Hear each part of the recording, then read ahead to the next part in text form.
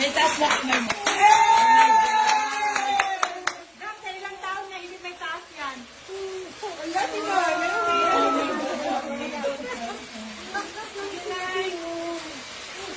Masakit kasi siguro yung balon. Kasi frozen to eh. Ilang years ko hindi may taas? 80 years old. Ngayon lang na may taas. For how many years? Naliligo kasi ako ganyan eh.